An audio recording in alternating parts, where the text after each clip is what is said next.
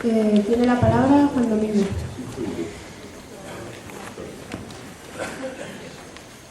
Bueno, pues vamos a ver.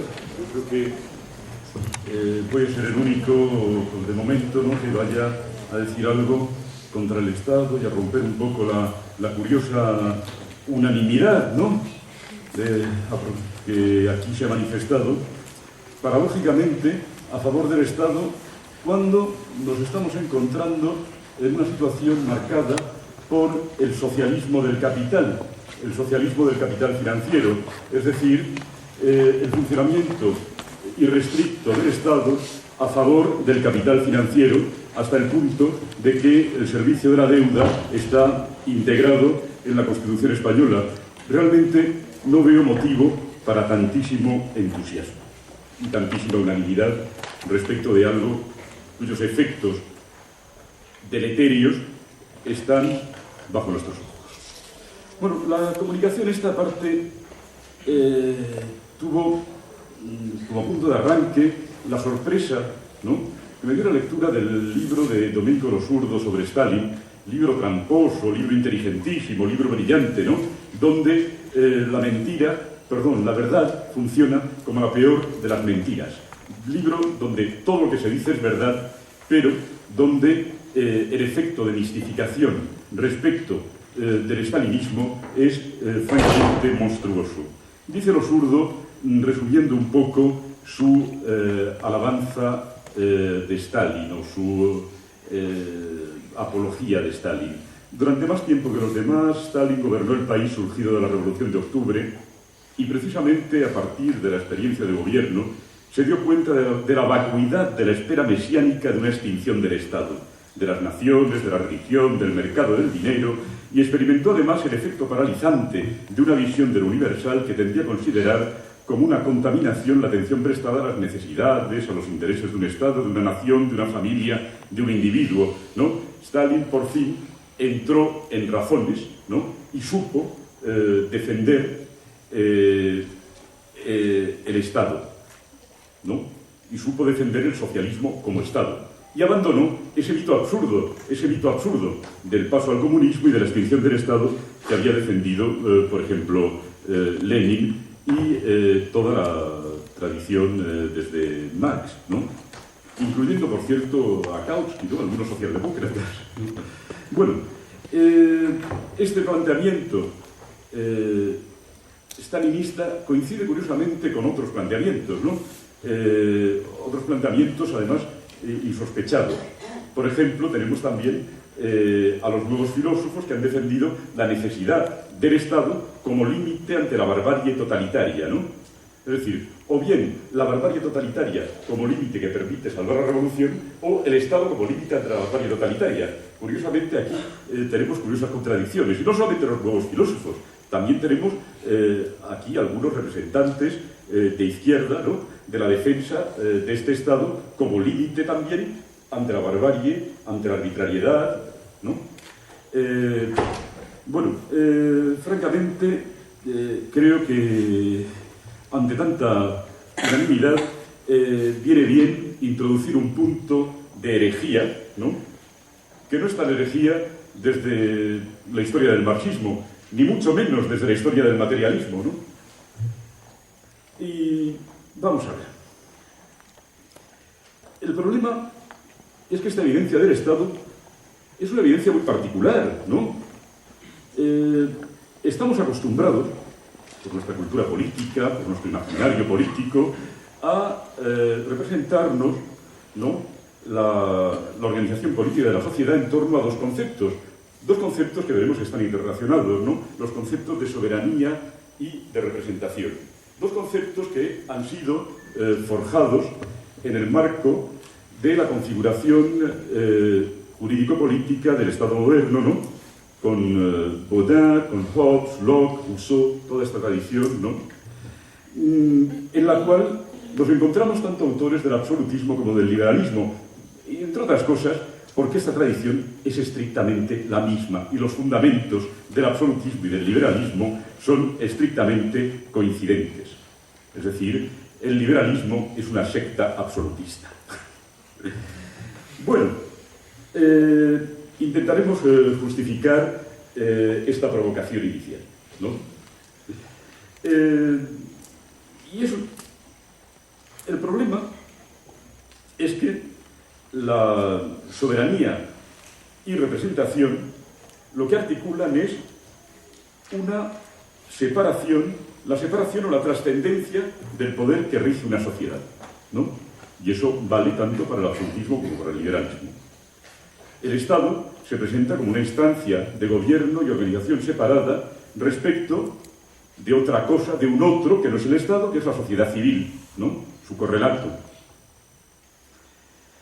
El Estado, por lo tanto, se presenta como un lugar, ¿no?, en que se forma el interés general frente a una sociedad civil que es el reino del interés particular de la competencia, ¿no? Tal y como lo describe, por ejemplo, Hegel en el párrafo 260 de la filosofía del derecho, ¿no? Que no voy a leer porque va a haber que leer. Los dos términos separados, sociedad civil y Estado, son pues correlativos. No hay Estado sin sociedad civil que opere la subsunción, ¿no?, la universalización del conjunto de intereses particulares. Pues bien, esta situación de correlación, de binomio entre sociedad civil y Estado, obedece, si se quiere, a dos razones. Hay una razón histórica que se relaciona con el desarrollo de la soberanía, del concepto y de la práctica de la soberanía en el paso del Estado absolutista al liberalismo. Y otra razón que ya es de orden, si se quiere, abstracto, teórico, jurídico, político, que tiene que ver con la justificación de la obediencia al soberano. Es decir, las teorías jurídicas o jurídico-políticas no materialistas de la modernidad tienen todas ellas una finalidad fundamental, que es justificar la legitimidad de la obediencia. ¿Por qué es legítimo obedecer al soberano? Frente a ellas tenemos otra serie de teorías que podemos resumir en la secuencia Maquiavelo, Spinoza, Marx, que no se plantean para nada este problema, sino que se plantean los efectos, la obediencia como un efecto material. Como un efecto material. Bueno, son dos puntos de vista absolutamente distintos. Vamos a intentar desarrollar un poco el funcionamiento de lo que para nosotros es hoy el punto de vista normal, la evidencia del Estado, ¿no? La evidencia del Estado. Pues bien, decíamos que absolutismo y liberalismo compartían origen. Pero claro, comparten origen, entre otras cosas, porque comparten esta trascendencia, esa trascendencia de la organización política de la sociedad, de la organización político-política de la sociedad, ¿no?, como Estado. Esto sirve, entre otras cosas, dentro del capitalismo, para disimular algunas pequeñas cuestiones. Pequeñas cuestiones como la existencia de clases, pequeñas cuestiones como la explotación, ¿no? Es decir, a diferencia de otros modos de producción en los cuales la explotación estaba directamente relacionada con un poder político, aquí el poder político tiene que aparecer como abstracto y separado de la sociedad, ¿no? Y sostiene, por ejemplo, Ellen Maxine Wood, en un libro llamado El imperio del capital, ¿no?, que en ausencia de una fuerza coactiva directa ejercida por el capital sobre el trabajo, no resulta inmediatamente obvio qué es lo que obliga al trabajador a entregar su sobretrabajo. La coacción puramente económica que impulsa al trabajador a vender su fuerza de trabajo a cambio de un salario es muy distinta de los poderes políticos y militares directos que permitían a los señores o a los estados en las sociedades no capitalistas extraer renta, impuestos o tributos de los productores directos. Con lo cual, tenemos el caso único, curioso, ¿no?, de una sociedad basada en la existencia de clases y en la explotación que las disimula. Que las disimula mediante esta abstracción de su ordenamiento jurídico-político, de esta ficción, en realidad, de trascendencia. Desde un punto de vista jurídico-político, la evidencia de la distinción entre Estado y sociedad civil se basa, como todo el mundo sabe, en un bonito mito, ¿no? En un mito que es el de la fundación del Estado a partir de un contrato social, ¿no? Es decir, un mito que sitúa el origen del derecho en un acto jurídico. Es un poco como el barón de Munchausen, el derecho en el ámbito burgués siempre se basa en sí mismo y en un momento de sí mismo. Incluso en otras fundaciones del derecho, ¿no? La propia fundación soberanista del derecho, a la manera de Carl Schmitt, ¿no? El soberano, la decisión soberana, es un acto jurídico refrendado por el derecho. En todas estas fundaciones del derecho tenemos una pescadilla que se muerde la cola, ¿no? Una curiosa fundación tautológica, ¿no? Bueno, y es que el mito este del contrato es un mito muy particular. Vamos a intentar explicar algunas cosas rapidísimamente sobre esto, ¿no? La representación, que es lo que se constituye bajo el contrato, ¿no? Se constituye un soberano que nos representa, ¿no? Que según Hobbes sí nos representa, ¿no? Ese soberano que nos representa nos tiene que representar y al mismo tiempo unificar como pueblo. No existe el pueblo antes de que esté establecido el soberano. Cosa importantísima. Si no, insiste Hobbes, ¿no? Existe solamente una multitud dispersa, y una multitud dispersa que no se lleva particularmente bien, ¿no? Una multitud dispersa con deseos infinitos y que entran rápidamente en conflicto, crean inseguridad y hacen que la vida sea pobre, triste y breve, ¿no? Según Hobbes. Claro, Hobbes además apela a Dominem, ¿no? A su interlocutor ficticio, ¿no? Diciéndole que, bueno, si usted no se cree esta situación, ¿no? Originaria, previa al contrato, previa a la unificación, pues haga usted análisis de conciencia, ¿no? Usted, cuando sale de viaje, ¿no va usted armado? Cuando llega la noche, no cierra la puerta de su casa, ¿no? No cierra los arcones para que no le roben los criados. Pues, como hace usted todo esto, ¿no?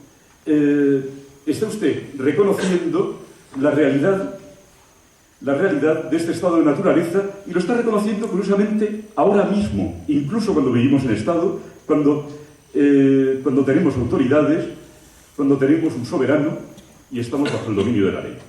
Claro, no tan curiosamente, tal vez porque tenemos un soberano, porque tenemos autoridades, porque vivimos bajo un dominio de la ley, que lo que ha establecido es una sociedad de individuos aislados y en competencia, y de individuos expropiados de sus medios de producción, la mayoría de ellos, el 99%, ¿no? Y de sus lazos comunitarios. Eso, sin duda, es una sociedad bastante peligrosa. Vivimos en una sociedad bastante peligrosa desde la época de Hobbes. Pero lo que es curioso es que Hobbes tenga que reconocer implícitamente en su argumento ad hominem que esta situación no es la de un pasado remoto, es la de ahora, aquí, ahora, ¿no? En una sociedad de mercado. Con lo cual, de nuevo, tenemos una justificación circular de la necesidad del soberano, ¿no? Ya se sabe que al final del Leviatán explicará Hobbes el origen de la soberanía por una transacción que quien haya visto películas de la mafia verá como bastante familiar, que es la transacción protección por obediencia, ¿no? Tú me obedeces y yo te protejo. Claro, ¿yo te protejo de qué? ¿Yo te protejo de qué? Pues te protejo de los efectos que yo mismo produzco como Estado, de los efectos de la acumulación originaria, de los efectos de la expropiación, de los efectos de la competencia, de los efectos de mi reproducción permanente, ¿no? De mi reproducción permanente de una sociedad de mercado basada en la expropiación de los trabajadores, que, como insisto, es una sociedad sin duda bastante peligrosa y sobre todo para los expropiados. Esta relación, esta comparación Estado-mafia, por cierto, no es novedosa, ¿no? Se encuentra en la Ciudad de Dios de San Agustín, con la famosa conversación entre Alejandro y el pirata, ¿no? En que Alejandro le dice a un pirata preso, ¿no? No te da vergüenza atemorizar a la gente de los mares, ¿no? No te da vergüenza el pillaje y tal. Dice, pues la verdad es que no, porque si yo tuviera más naves y no solamente una, sería emperador y tú serías el pirata, ¿no? Eso es algún argumento, además, que se puede aplicar a toda esta retórica huera y estúpida sobre la violencia, el terrorismo y tal, cuando esta retórica proviene de la máquina de terror más espantosa que haya producido la humanidad hasta nuestros días, que es el Estado capitalista. Bueno, y es que ese Estado, por lo tanto, es un Estado, para resumir, basado en el aislamiento de los individuos que solamente pueden verse unificados por representación, pero porque están aislados. Si no, ¿por qué? Si formaran una comunidad no necesitarían la representación para estar unificados. Están aislados, y aislados de manera que se autorreproduce por el propio funcionamiento de los aparatos, no solamente represivos, toda suerte de aparatos de Estado que reproducen las condiciones del mercado generalizado propio del capitalismo, ¿no? Esto, Giuseppe Peduso, un jurista italiano, en un bonito libro llamado Oltre la democrazia, explicaba que en este Estado representativo y soberano capitalista no solo puede decirse que el interés personal, a causa del cual cada uno se aísla ocupándose de sí mismo, no es peligroso para el interés común, sino más radicalmente cabe reconocer que interés común e interés individual son dos lados de la misma construcción, en cuanto el interés común no es otra cosa en este contexto que la defensa del espacio privado que permite a cada uno perseguir su propio interés y que entiende como su bien propio. Y este es el motivo por el cual, por ejemplo, el abate Sieyès, ¿no? En que es una constitución, decía que solamente se pueden representar dos cosas: el interés común abstracto, ¿no? El del espacio de la representación y de la soberanía, o el interés individual. El lugar de lo común sencillamente no existe en el orden del derecho, en el orden jurídico-político del Estado moderno. O sea, la única forma en que aparece, si acaso, el lugar de lo común es en esta mistificación jurídica, ¿no? De la soberanía y la representación. Entonces, ¿qué pasa con este Estado, ¿no? Que nos parece tan evidente que es la solución a nuestros miedos, ¿no? Llamemos a la policía, que vienen los ladrones, ¿no? Dios sabe que ladrones no ampara la policía. Bueno, es algo que de todas formas no ha existido en toda la historia de la humanidad, ¿no? Con la idea de Estado ocurre un poco como con las demás categorías de la economía política, porque es una categoría, entre otras, de la economía política, ¿no? De las que decía Marx, ¿no? Que cancelan todas las diferencias históricas y ven en todas las formas de sociedad la sociedad burguesa, ¿no? Es decir, el Estado se proyecta hacia atrás, ¿no? Y se habla del Estado asiro-babilonio, del Estado romano, de la polis como un Estado, pero la forma por excelencia, ¿no? Del Estado es esta forma separada, estrictamente separada, esta forma de Estado soberano y representativo, cuya base material es la separación del trabajador respecto de sus medios de trabajo y de su comunidad, cuya base material es una relación fundada en el trabajo abstracto, ¿no? Por eso, Marx, en su proyecto global de crítica de la economía política, en su opus magnum, ¿no?, cuyo plano ya nos escribió varias veces, ¿no?, con contenidos un poco distintos, coloca al Estado, pues naturalmente, ¿no?, después de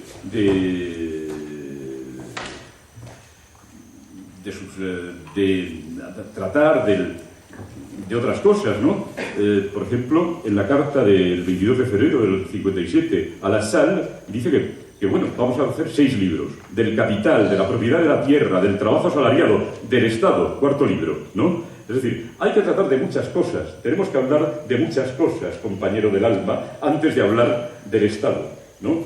Porque el Estado tiene una base material, tiene una base en este proceso de lucha de clases, de expropiación, y mejor dejemos de contarnos historias y de hablar de estas tonterías, de un Estado racional, de un Estado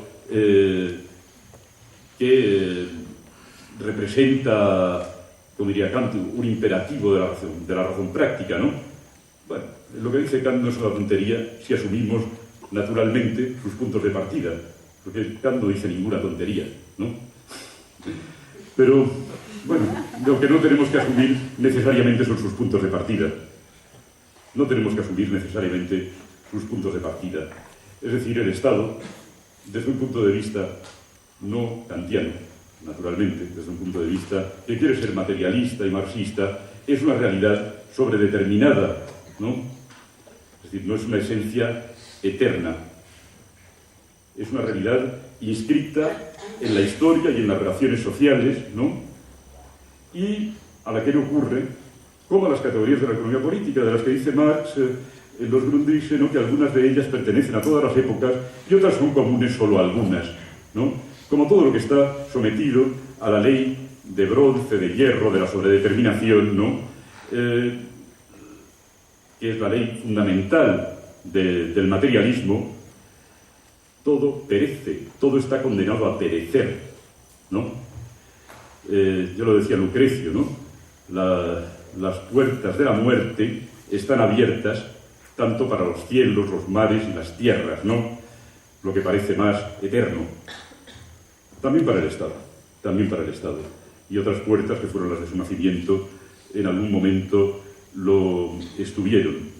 Pues bien, nosotros creemos que se puede sostener que Marx, que ha estudiado cuidadosamente las relaciones capitalistas de producción, que Marx, que ha estudiado cuidadosamente ese momento inicial de terrorismo, entre otras cosas terrorismo de Estado, ¿no?, que es la acumulación originaria de capital y que produce los individuos aislados, ¿no?, del mito contractual y la situación de peligro del mito contractual, se convierte en el más eficaz antagonista de la problemática hobbesiana y de la problemática en general burguesa de la representación y de la soberanía. Bueno, y es que ¿qué hay más allá, ¿no?, de este mito? Pues lo que hay más allá de este mito es el conjunto de aparatos que generan y reproducen de la manera más material del mundo la atomización de la sociedad y que producen también algo fundamental, la ilusión necesaria que permite pensar como una comunidad jurídica una sociedad atomizada basada en el individualismo propietario, ¿no? Entonces lo que se trata así es de ocultar, reprimir y liquidar de manera continuada los fundamentos comunes de toda sociedad. Y claro, quien diga que el Estado, ¿no?, es una garantía contra el mercado, Dios santo, si lo produce. Y lo produce un poco como el Dios de Descartes creaba permanentemente el mundo. Es decir, el Estado reproduce constantemente las condiciones de la acumulación originaria de capital, las condiciones del mercado. De hecho, el binomio funciona, el binomio funciona muy bien, el binomio funciona muy bien. Por ejemplo, después de la Segunda Guerra Mundial desaparece un Estado, lo cuenta Michel Foucault en Sécurité, Territoire, Population, uno de sus cursos dedicados a esta fase biopolítica, ¿no?, de la que nos ha hablado Pablo. Desaparece un Estado importante en Europa, que es el Estado alemán, y hay que refundarlo. Pero no podemos refundar sobre la nación, sobre la raza.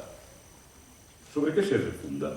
Sobre la economía social de mercado, sobre un consenso, ¿no?, a partir de la economía social de mercado. La Sozialmarktwirtschaft se convierte en la matriz de generación de un nuevo Estado, de una nueva legitimidad.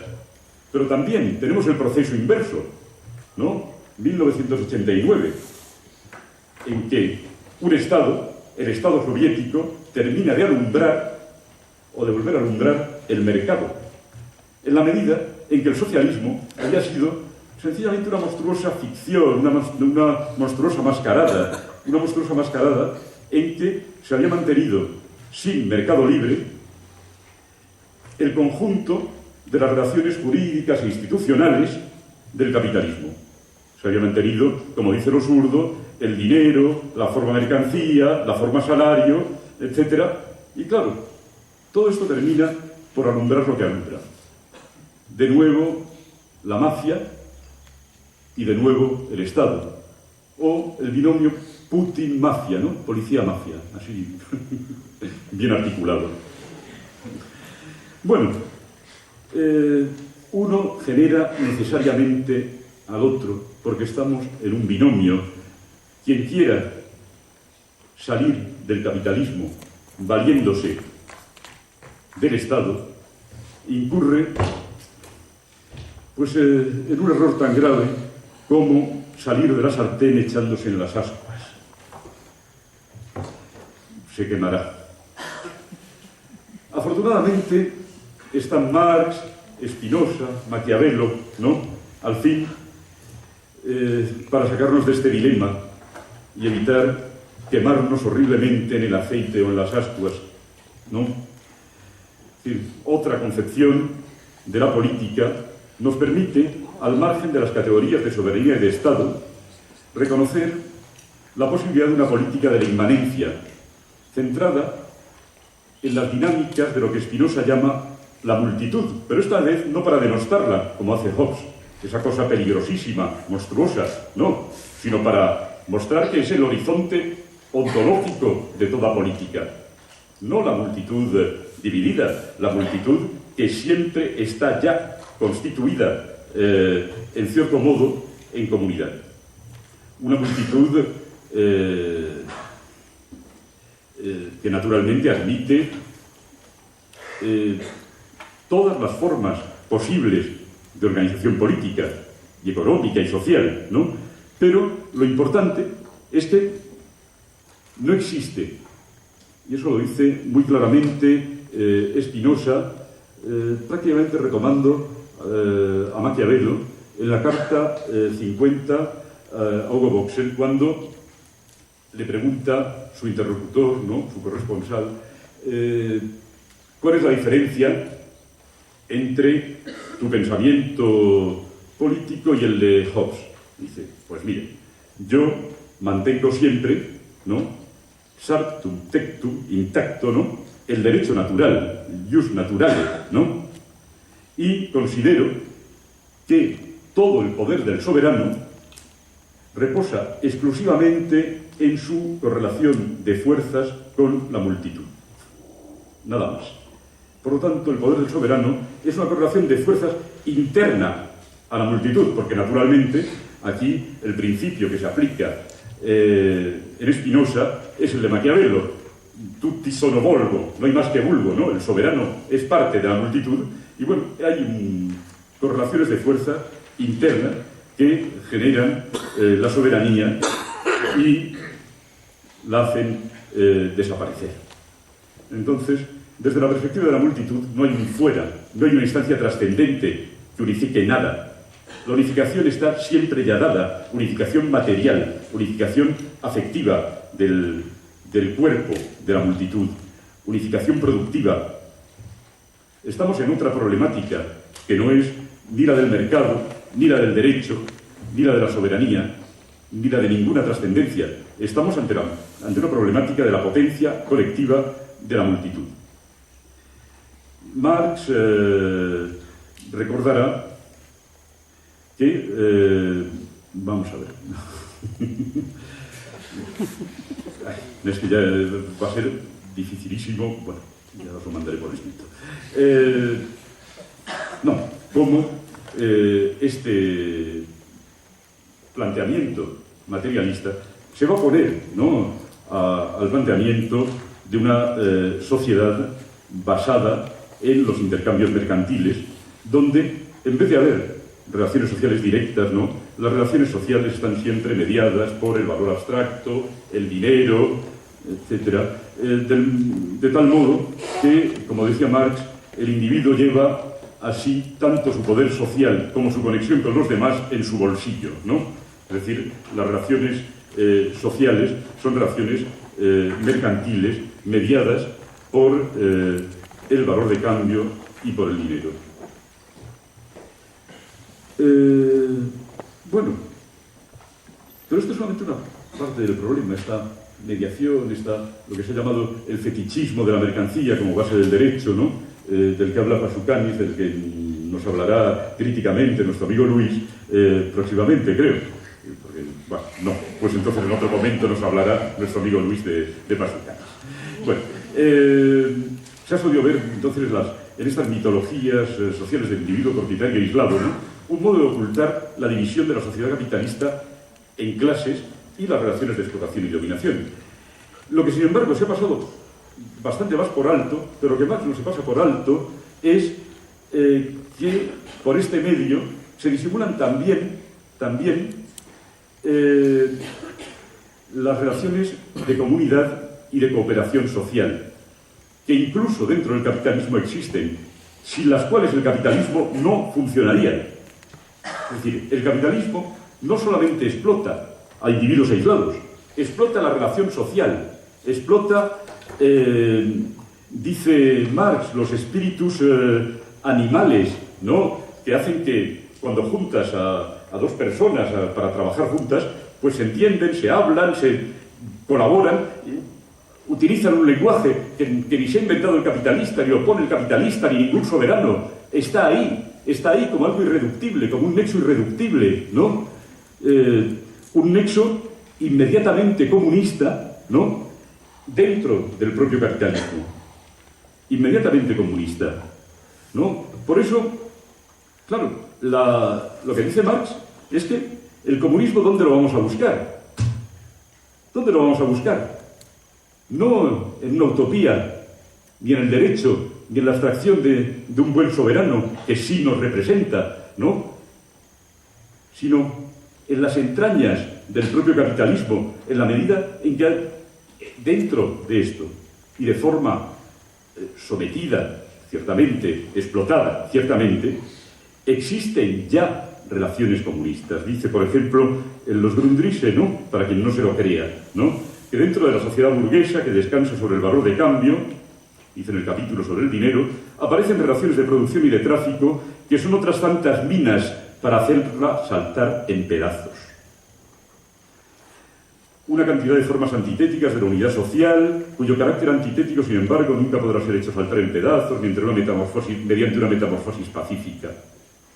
Por otra parte, si no encontramos de forma encubierta en esta sociedad tal como es, las condiciones de producción materiales y las correspondientes relaciones de tráfico, de cerquea, ¿no?, de intercambio, intercourse, esto, cerquea, de una sociedad sin clases, dentro del capitalismo, todos los intentos de hacerla saltar en pedazos serían donquijoterías, ¿no?, el que es tan amante de Cervantes.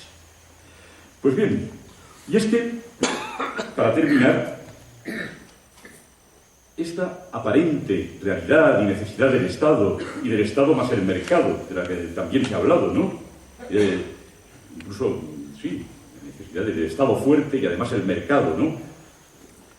Todo esto es algo perfectamente transitorio, sobredeterminado, que obedece a determinados periodos históricos, desgraciadamente al nuestro,